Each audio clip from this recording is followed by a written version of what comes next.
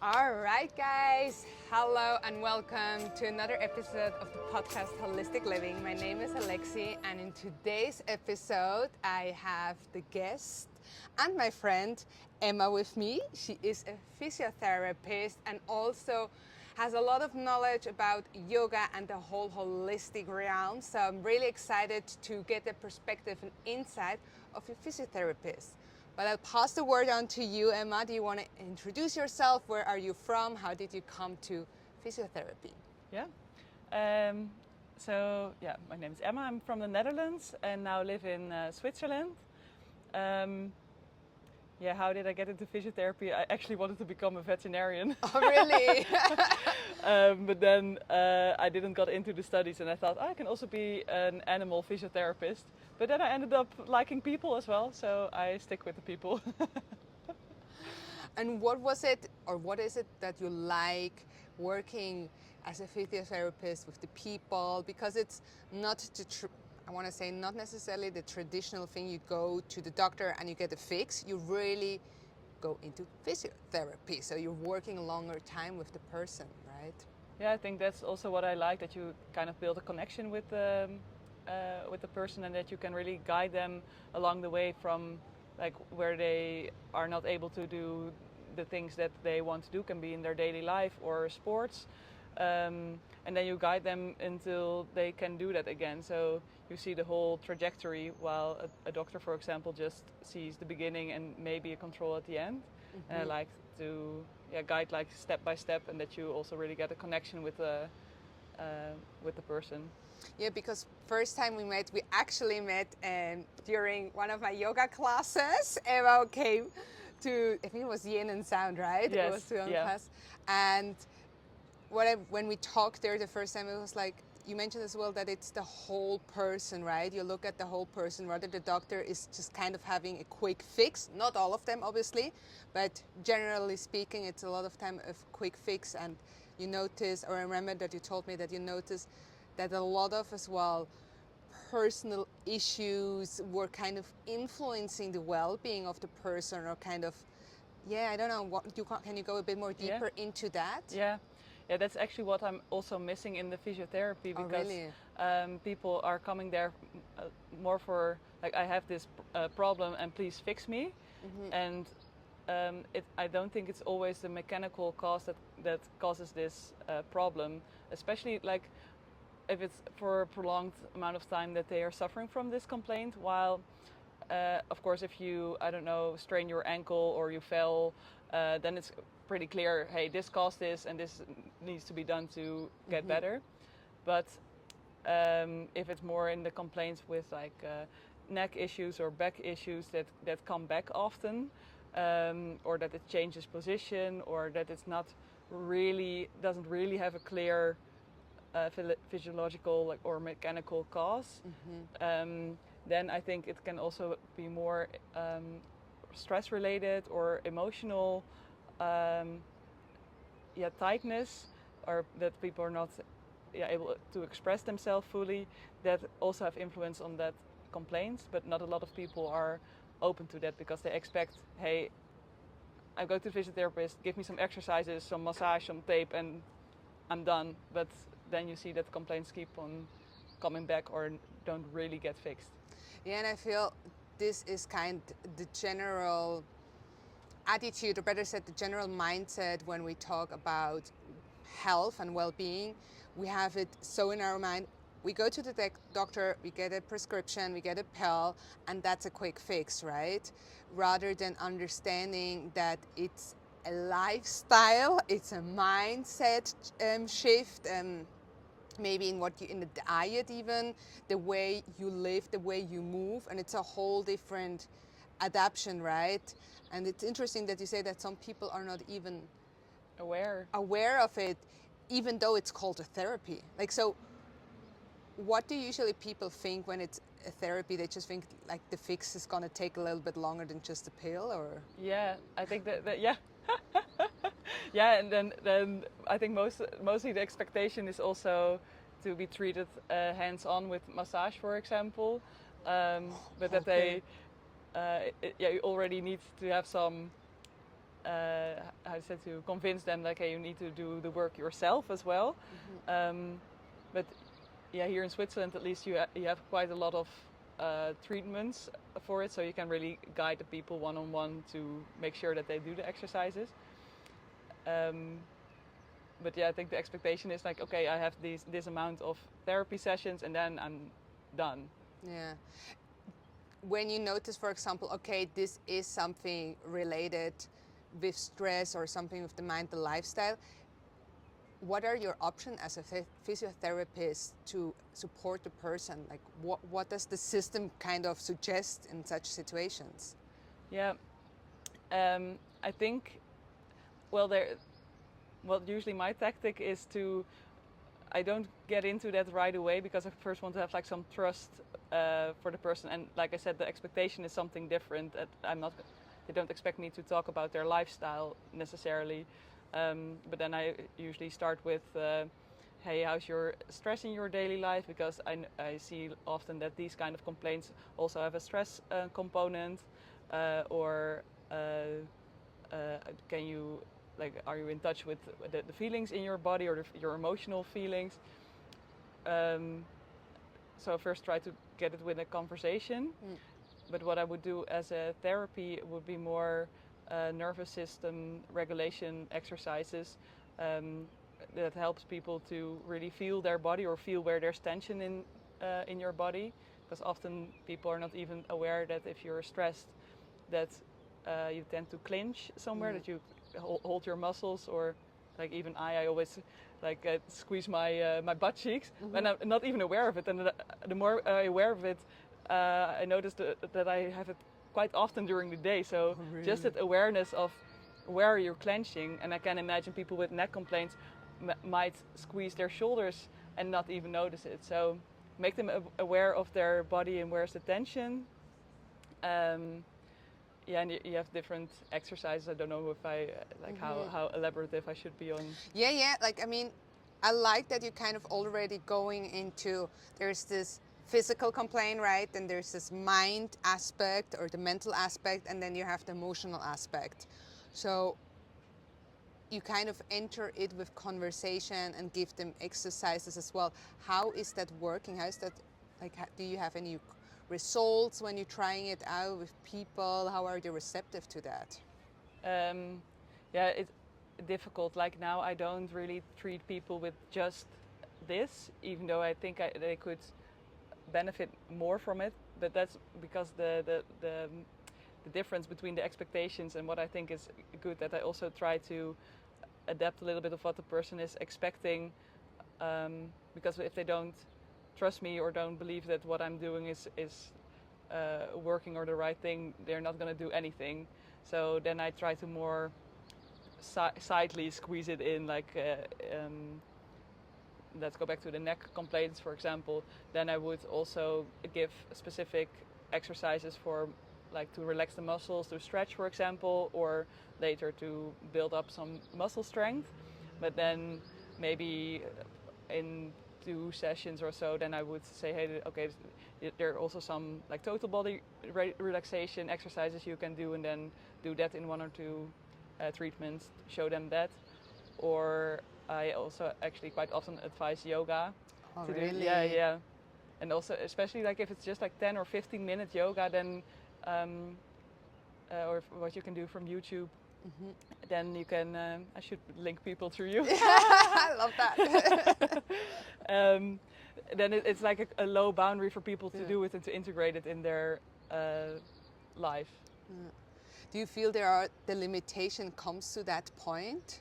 Like, because you say it's what you can do, what you would like to do, and what the expectation is. Because I sometimes feel,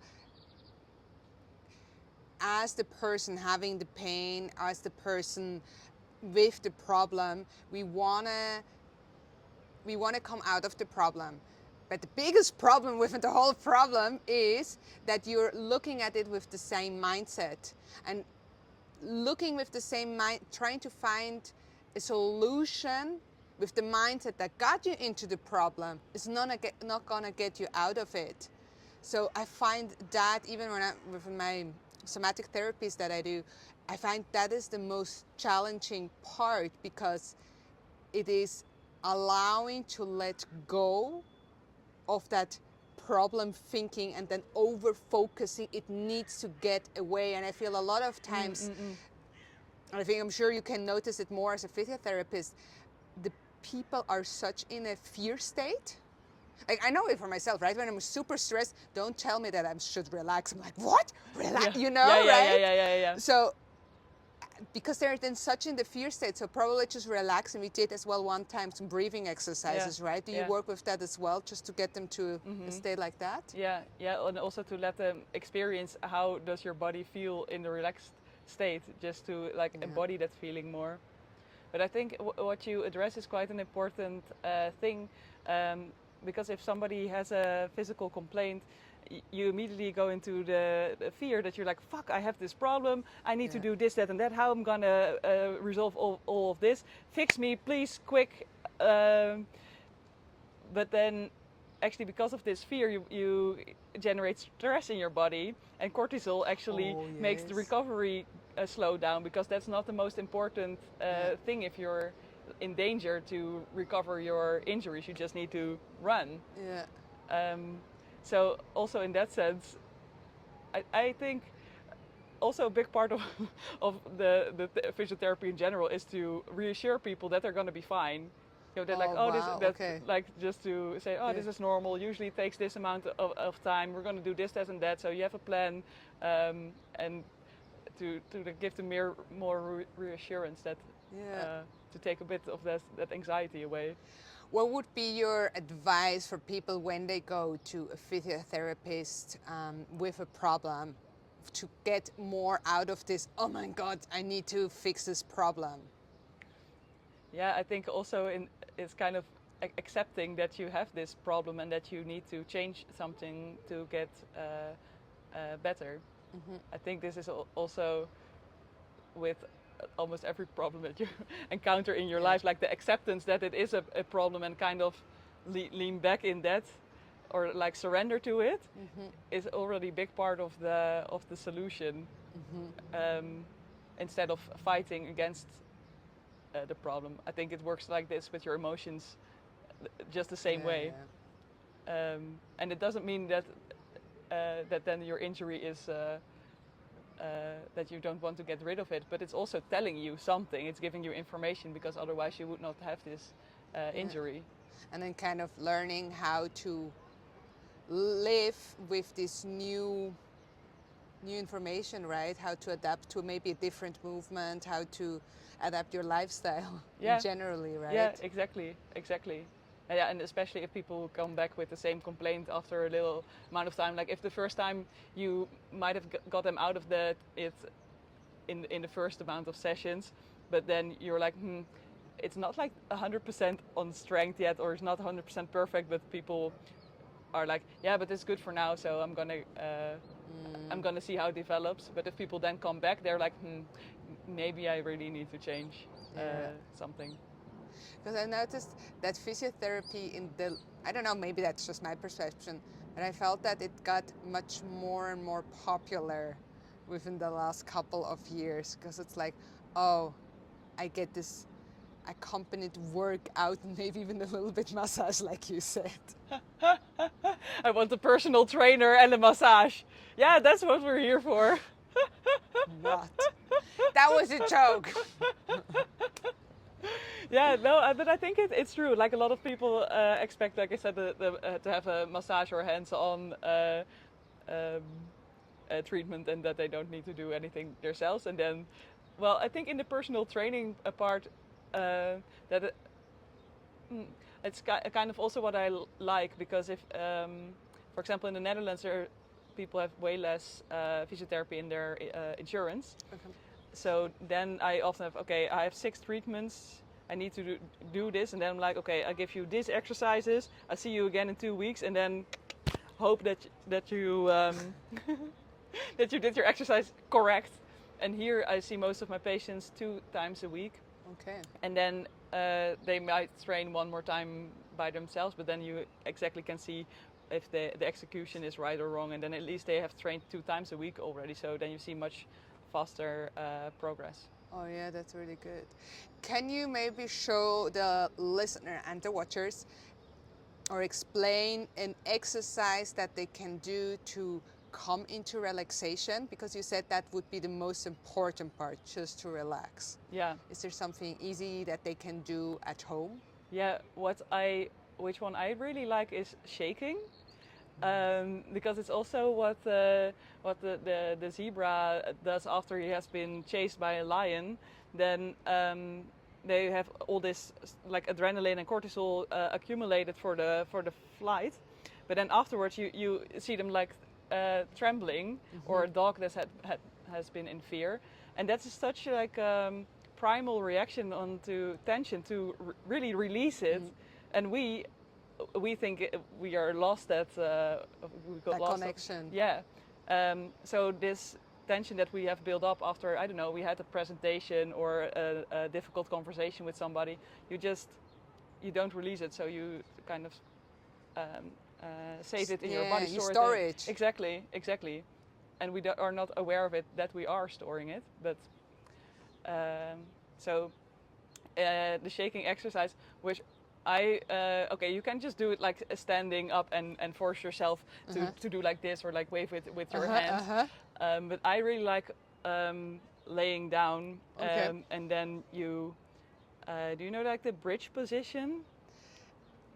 I would like to show it. Do you want to show? Yes, of course. Show. Let's do it. So what you do is you put your feet together on the side, and your knees are a bit to the side. Then you lift and squeeze your butt cheeks, and you squeeze your legs together, and you just wait. Like, it needs to be heavy, and you need to think like, oh my God, how long is this gonna take before I'm gonna shake? This is boring, annoying. Like, you have to go through all of that. And then like for me, it started to happen quicker and quicker actually after practice. But now you see that my legs are starting to shake. And it can be that you need to do this for like 5 minutes, for example.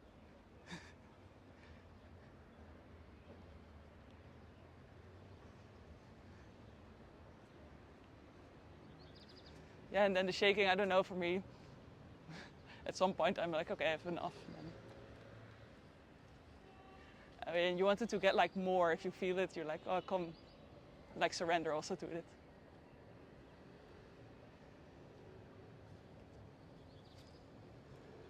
Nice. That was so impressive how quickly you started moving and shaking.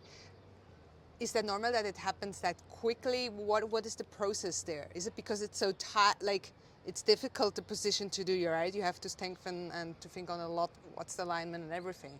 Yeah, it needs to be like heavy for your muscles, because that usually starts the trembling. You know, if you're lifting a heavy weight, you also shake a bit. Yeah. So you need to wait until that point comes. You can also put another weight on your tummy, for example, while you're lifting. But somehow, by me, it started to happening quicker and quicker. So don't get disencouraged if it takes like forever before it starts, because this is like really quick. Like I said, it can take you 5 minutes before it starts. But you basically want to bring your body into a little bit of stress to kind of just edge it a bit over, and then it starts to release, like with the zebra, right? Yeah. Okay. Yeah. So they can do that as long as they. For how long shall they shake? Yeah, I don't think there's a certain like guideline.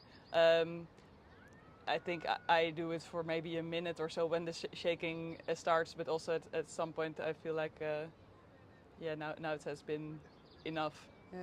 And I always feel like relieved afterwards, after I did it. Nice. So yeah, you can figure out for yourself what you like. Cool, I love that.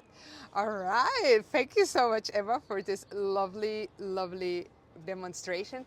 Can I maybe? Yeah, please. Another example of things you can do at home are like guided meditations. For example, hold and relax, Jacobson's also called, or do a body scan. You can find it on Spotify. maybe Alexi also has guided. You also can do the weekly YouTube yoga classes with me, which are exactly 15 to 20 minutes. But those are like good examples to get you more with your attention in your body, and also to feel the difference between tension and relaxation. And then you can also incorporate it in your daily life, just to be aware of, hey, am I squeezing my shoulders, butt cheeks, thighs, whatever, to feel if you're, or in your belly also often you feel like tension, where you're a bit like awkward feeling, for example. Just be aware of those sensations and try to let go. Yeah, I really like how you put the emphasis on it, that it's not just a fix. I know we're saying it a lot, but it's so elementary to understand that it's not the fix. It's understanding how the body works, what's the awareness of the body, how the mind works, what are the thoughts that are stressing us, and then what is the emotional well-being, right? Yeah, one thing that came into my mind is also about how stress affects the body, or like the recovery of the body. I think that's important to know, that if you're, I addressed it before shortly, but that if cortisol levels rise in your body, then your priority of your body is a flight, fight, flee modus. So it's not the most important thing to recover the injury that you're having at that moment. So that can be why you're suffering from a long time from an injury. It can be that the stress you're experiencing is actually like keeping it like that, because you don't have the right resources or like physical environment to really recover. So in that sense, also stress, if you already have an injury, also influences the duration of it. So really learning to relax basically, and to feel safe again within the body, especially in today's life, that everything is like back, like you literally have to act now, right? Yeah, it's so difficult. Also for myself, like I can here tell you the theory, but I'm trying to learn and incorporate this myself in my life as well. Like I'm definitely not a Zen master. We're all on the path. We're all on the same thing. All right. Well, thank you so much, Emma, for joining today and sharing your perspective on health from a physiotherapist. And yeah, thank you so much, guys, for listening in, for checking it out. And subscribe to the podcast, to the YouTube channel. Let me know in the comments below what the next topics you want me to talk about. Ciao, ciao.